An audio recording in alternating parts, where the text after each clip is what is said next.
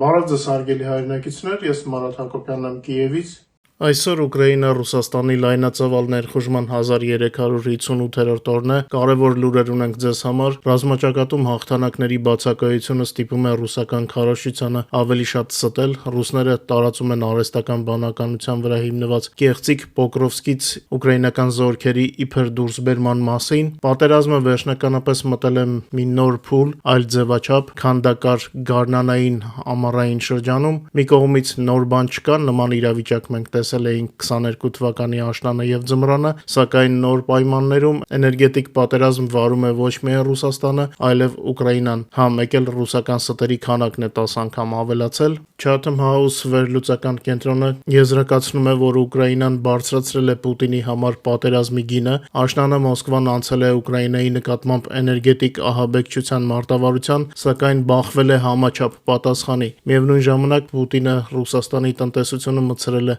անկման փուլ, առաջիկայում վիճակը միայն կվատանա, դա արդեն ընդունում են արևմտյան ամենազգուշավոր փորձագետները, ովքեր երկար ժամանակ չէին հավատում Ռուսաստանի տնտեսական նման կարգի փլուզմանը։ Տեղի ունեցող իրադարձությունների ֆոնին ավելի ու ավելի շատ ռուսներ են դեմ հանդես գալիս իրենց հարազատների Ուկրաինայի դեմ պատերազմի մասնակցությանը։ Նկատում եք, չէ՞, թե ինչպես են փոխվում իրավիճակները, ընդհանուր առմամբ իրականությունը։ Մեր աչքի առաջ այն երկիրը, որն ունեցել է հսկայական ռեսուրսներ եւ ազդեցիկ դիրքեր աշխարհում, հեռատես քաղաքականության բացակայության պատճառով գրեթե ամբողջությամբ կորցրել է իր ազդեցությունը միջազգային քաղաքականության վրա, իսկ եթե Ռուսաստանը դեռ որոշ ազդեցություն ունի որոշ երկրների նկատմամբ, ապա դա բացառապես որպես վտանգավոր եւ անկանխատեսելի հակառակորդի դերն է, որին պետք է հաղթել, որպեսզի հանգիստ ապրել։ Բացի այդ, այսօր Ռուսաստանը դարձել է արտաքին խաղացողների, մասնավորապես Չինաստանի եւ Հյուսիսային Կորեայի եւ Իրանի ազդեցությունից կախված երկիր։ Ռազմաճակատում էլ ամեն ինչ նախորդ սցենարների պես է զարգանում, ռուսական բանակը շտապ կերպով ռեզերվներ է տեղափոխում Պոկրովսկի ուղղությամբ, երեկվա եթերում տեղեկացրել էի, որ հակառակորդը պատրաստվում է ավելի մեծ խմբավորմամբ հարձակվել Պոկրովսկի վրա, որոշ տեղեկությունների համաձայն Մոսկվան նպատակ ունի գրավել քաղաքը մինչև դեկտեմբերի 15-ը։ Դա նրանց նոր վերջնաժամկետն է, նախորդ բոլոր ձախողված վերջնաժամկետների ֆոնին։ Օրերս ձեզ ներկայացրեցի գեներալ Սիրսկու տվյալները Պոկրովսկի համար ռուսների արդեն 30,000 տված զոհերի մասին։ Ամենայն հավանականությամբ Պուտինը իր զինվորների կյանքը չի խնայելու այս քաղաքի համար։ Կտեսնենք, թե ինչպես կզարգանա իրավիճակը։ Միաժամանակ հակառակորդը ակտիվացել է Զապորոժիեի ուղղությամբ, այնտեղ մի շարք գյուղերից ուկրաինական զինուժը դուրս է եկել մեր զինվորների կյանքը պահպանելու համար, քանի որ մարտական դիրքերը ամբողջությամբ ավերվել են, մերոնք միևնույն ժամանակ պահպանում են կրակային վերահսկողությունը այդ գծի նկատմամբ։ Միաժամանակ հաղորդվում է, որ թշնամու առաջխաղացումը կասեցվել է, ներկայումս ընթանում են նրա շրջափակման եւ համապարփակ ջախջախման գործողությունները։ Սա արդեն բազում անգամ կրկնված տակտիկա է, երբ որ տեսնում են, որ հնարավորություն կա ռուսներին ինչ-որ պարկի մեջ ներս թողնել եւ այնտեղ ոչնչացնել, դա արվում է, հատկապես մեր զինվորական ղեկավարության վերաբերմունքը Ուկրաինայի զինվորների կյանքի հանդեպ այնպիսին չէ, ինչպես ռուսների մոտ, Կարևորը թշնամուն ոչնչացնելն է եւ նրա առաջխաղացումը կասեցնել։ Թե ինչ դիրքերից դա կարվի, դա այդքան էլ կարևոր չէ, որովհետեւ տեսել ենք ռուսական գրավյալ տարածքները հավերժ չեն, իսկ մեր մարդկանց կյանքը պետք է խնայել։ Հետաքրքիր է նաեւ այն փաստը, որ ռուսական զորքերի առաջխաղացումները ռազմաճակատում, եթե իհարկե այս ամենը կարելի է այդպես անվանել, չեն ավելացնում Պուտինի վստահությունը։ Հետաքննող լրագրողները պարզել են, որ Պուտինը վախենալով ուկրաինական դրոնների հարվածներից փախել է Վալդայում գտնվող իր աշխատասենյակ, իր շուրջը տեղադրելով 13 պանցիր հակաօդային համակարգ։ Կրեմլի դիկտատոր Պուտինը իրեն ապահով չի զգում ոչ Նովոագարյովոյում, ոչ Սոչիում։ Մինչ ուկրաինական դրոնները գրեթե ամեն օր հարվածում են Ռուսաստանի տարածքին, նա թաքնվում է իր Վալդայի նստավայրում։ Իսկ մեկ այլ դիկտատորի Իլհամ Ալիևի տոնական միջոցառումները, որոնք նա նպատակ ուներ հանդիսավոր կերպով ներկայացնել աշխարհին, խավարվել են Թուրքիային պատկանող S-130 Հերկուլես ռազմական տրանսպորտային ինքնաթիռի կործանմամբ Վրաստանում։ Մինչ մեր եթերի այլ թեմաներին անցնելը, խնդրում եմ ձեզ օգտագործել YouTube-ի գործիքները մեր եթերին աջակցելու համար, խնդրում եմ լայքել եւ եթե կարելի է տարածել սոցիալական ցանցերում մեր եթերը, իսկ ովքեր դեռ բաժանորդագրված չեն, խնդրում եմ անպայման բաժանորդագրվեք։ կրկնվեք, սա շատ կարևոր է։ Մոսկվան տապալել է սեփական պլանը ավելացնելու նավթի արտահանումը հյուսիսային ծովային ճանապարհով։ Գեկոն խորհրդատվական կենտրոնի տվյալներով տարեսկզբից այս երթուղով բեռնափոխադրումների ծավալը նվազել է զգալիորեն եւ կազմել է ընդամենը 1.83 միլիոն տոննա, թեև երթերի քանակը մնացել է անփոփոխ 18-ը։ Խոսքը վերաբերում է նավթի մատակարարումներին Պրիմորսկից, Ուստ-Լուգայից, Մուրմանսկից եւ Գազպրոմնեֆթ ընկերությանը պատկանող Պրիռազլոմնայա Արկտիկայի հարթակից։ Հյուսիսային ծովային ճանապարհը պետք է դառնար Սուեցի ջրանցքի այլընտրանք, թույլ տալով տանկերներին մինչև 10 օրով կրճատել ճանապարհը, սակայն նավարկության սեզոնը, որը ավարտվեց հոկտեմբերի 28-ին, չբերեց սպասվող ծավալների աճ։ 24 թվականին Կրեմլը հաշվետվություն էր ներկայացրել, նշելով, որ բեռնափոխադրումները հյուսիսային ծովային ճանապարհով աճել են 30%-ով, սակայն այս տարի միտումը կտրուկ փոխվել է։ Այժմ այս ուղղության բաժինը Ռուսաստանի նավթի ընդհանուր արտահանման մեջ չի հասնում նույնիսկ 1%-ի։ Միևնույն ժամանակ Ռուսաստանի դաշնային բյուջեի նոր տվյալները վկայում են, որ երկրի տնտեսությունը արագորեն դեգրադացիայի է գնում, իսկ բյուջեն հայտնվել է ռեկորդային պակասուրդի մեջ։ Թարմ վերլուծությունը 25 թվականի հոկտեմբերի բյուջեի ցուցանիշների հիման վրա ցույց է տալիս, որ ագրեսորի տնտեսությունը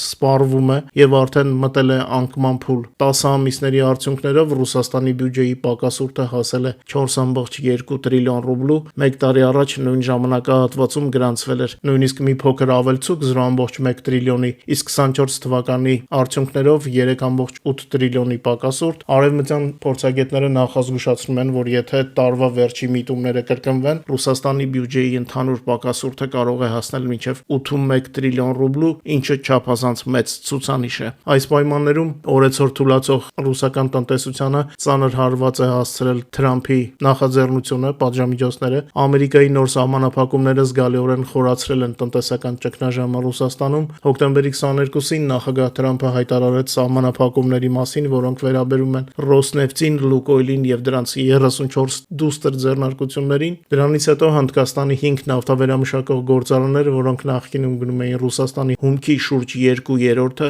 ամբողջությամբ դադարեցրեցին համագործակցությունը։ Հարվածը մասշտաբային էր։ Չինաստանի պետական Սինոպեկ եւ Պետրոչինա կորպորացիաները դադարեցրել են ռուսական ընկերություններից ուղղակի գնումները, նրանց օրինակին հետևել են նաև չինական մասնավոր նավթավերամշակող ձեռնարկությունները։ Ռայստատ Էներգի վերլուծական կենտրոնի գնահատմամբ սահմանափակումները ազդել են Ռուսաստանի նավթի Չինաստան արտահանման շուրջ 45%-ի վրա։ Նույնիսկ Թուրքիան, որը երկար ժամանակ համարվում էր Ռուսաստանի հիմնական գնորդներից մեկը, սկսել է նվազեցնել համագործակցությունը։ Թուրքիայի ամենամեծ նավթավերամշակող գործարանը Սթարը անցել է հումքի մատակարարումների Իրաքից եւ Ղազախստանից, իսկ Թուփրաս ընկերությունը հրաժարվել է ռուսական նավթի վերամշակումից, պահպանելու համար իր վառելիքի արտահանումը Եվրոպա։ Այս տնտեսական քայլով Էրդողանը կարելի է ասել փայ մտավ Ռուսաստանի պարտության մատնելու գործին, հաշվի առնելով Էրդողանի խորամանկությունը, սա եւս մեկ մարկեր է, որ Ռուսաստանը այլևս առաջվանը երբեք չի լինի։ Միևնույն ժամանակ Ռուսաստանում փոփոխվում են հասարակական տրամադրությունները, պատերազմյան իրականությունը ցույց է տալիս ռուսաստանցիներին, որ իրենք սխալվում էին։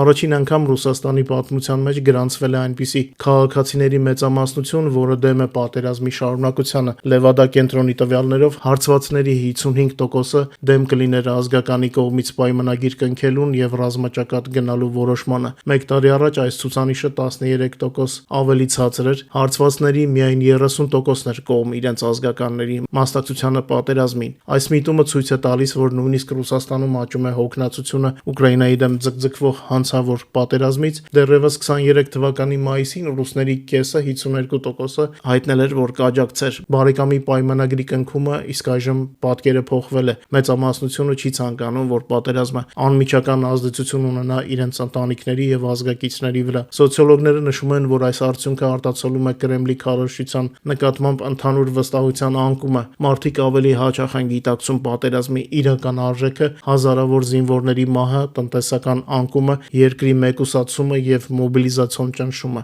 Ավելին, ռուսների 61%-ը հոկտեմբերին կողմ էր արտահայտվել բանակցությունների սկսմանը, մինչդեռ միայն 30%-ն է կողմ մարտական գործողությունների շարունակությանը։ Սա վկայում է խաղաղության պահանջարկի աճի մասին, չնայած իշխանությունների կողմից պատերազմը որպես ազգային հարց ներկայացնելու անընդհատ փորձերին։ Փորձագետները կարծում են, որ ազգականների ռազմաճակատ ուղարկելու աջակցությունից հրաժարվելը հասարակության ներսում առաջին փլուզման վառ նշան նշաններից է։ Նույնիսկ լիակատար գրաքննության պայմաններում, ցենզուրայի պայմաններում ռուսները հասկանում են, որ հաղթանակ չկա եւ կորուստները հսկայական են։ Մեծամասնությունը ցանկանում է, որ ամեն ինչ արագ ավարտվի, ինչպես նշել է հարցվածներից մեկը, դե Ռուսաստանում սկսել են ավելի լավ հասկանալ, թե Ուկրաինայի դեմ պատերազմը ինչ է իրենց համար նշանակում, մնում է Հայաստանի 5-րդ շարասյունը դա հասկանա, թե չէ ռուսներից շատ են մեկնաբանություններում տանջվում։ Մեր լսարանը հավանաբար արդեն գիտի թուրքական զինված ուժերի հատուկ նշանակության ստորաբաժանումների զինվորներով, այսպես կոչված կոմանդոսներով լի ռազմական տրանսպորտային ինքնաթիռը կործանվել է Սիգնախի քաղաքում Ադրբեջանի եւ Վրաստանի սահմանին։ Ինքնաթիռի մեջ գտնված զինվորները մասնակցել էին Բաքվում անցկացված Ալիևի շքերթին եւ վերադառնում էին Ստամբուլ, եւ Վրաստանը եւ Ադրբեջանը հաստատել են ավիավթարի փաստը։ Վրաստանի ներքին գործերի նախարարությունը հայտնել է, որ Թուրքիայի զինված ուժերի S-130 ռազմատրանսպորտային ինքնաթիռը ընկել է Վրաստանի տարածքում Ադրբեջանի սահմանից մոտ 5 կիլոմետր հեռավորության վրա։ Ադրբեջանը նշել է, որ ինքնաթիռը թռիչ էր կատարել Գանջայից։ Նախնական տվյալներով ինքնաթիռում գտնվող բոլոր 20 զինծառայողները զոհվել են։ Անկարան այս միջադեպը անվանել է Թուրքիայի զինված ուժերի համար ամենամահացու դեպքը 20 թվականից ի վեր։ Ալիևը շտապել է իր ցավակցությունը հայտնել Էրդողանին։ Նկատելի է, որ ընդհանուր առմամբ Ալիևը անհաջողակի մեկն է։ Ցավոք հենց հայկական քաղաքական սխալներն են հնարավորություն տվել այս դիկտատորին ներկայանալ աշխարհին որպես հաջողակ առաջնորդ։ Ինձ թվում է սա երկար չի տևի, ամեն ինչ ունի իր վերջը։ Անցնենք ռազմաճակատի տվյալներին։ Վերջին 24 ժամվա ընթացքում ռազմաճակատում տեղի է ունեցել 217 մարտական բախում, իսկ ռուսական օկուպացիոն բանակը կորցրել է եւս 1000 զինծառայող, նաև 3 միավոր զրահատեխնիկա, 13 հրետանային համակարգ, 1 ռեակտիվ հրետանային համակարգ, 1 հոբ համակարգ, 162 մարտական դրոն եւ 88 մարտական տրանսպորտային մեքենաներ։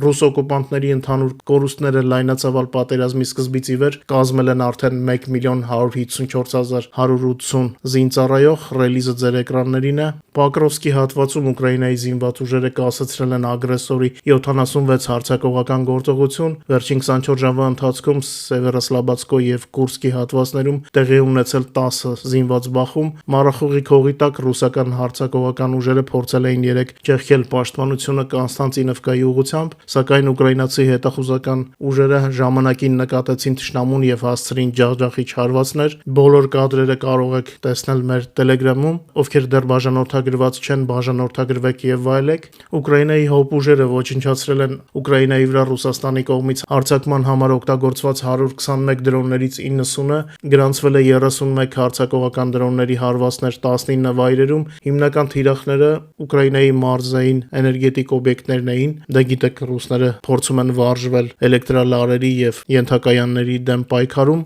Չորեքշաբթի գիշերը ուկրաինական ուժերը հարված են հասցրել Ռուսաստանի Ստավրոպոլի երկրամասի Բուդյոնովսկ քաղաքում գտնվող Ստավրոլենի ռազմական նշանակության նավթաքիմիական գործարանին եւ ժամանակավորապես օկուպացված Դոնեցկի մարզում գտնվող զինամթերքի պահեստին։ Այս մասին նոյեմբերի 12-ին հայտնել է Ուկրաինայի զինված ուժերի գլխավոր շտաբը։ Մեջբերեմ Ստավրոլենի գործարանն ունի ածխաջրածնային վերամշակման լիարժեք ցիկլ եւ արտադրում է պոլիմերներ ռուսական տարբեր ռազմական տեխնիկայի համար, կոմպոզիտային նյութեր, թափքի մասեր եւ այլ կարևոր ռազմական արտադրանք։ Ի թիվս այլոց գործարանը նաեւ արտադրում է դրոնների բաղադրիչներ։ Խոցման գոտում գրանցվել են բազմաթիվ պայթյուններ եւ հրդեհ։ Վնասների հետևանքների դետալները դեռ բարձվում են, ասում է հայտարարության մեջ։ Բացի այդ, հարված է հասցվել Դոնեցկի մարզի Նովի Սվետի ժամանակավորապես օկուպացված տարածքում գտնվող զինամթերքի պահեստին։ Հարվածի վայրում գրանցվել են պայթյուններ, վնասի մանրամասները եւ չափերը նույնպես բարձվում են։ Բոլոր մեր հարվածների մասին,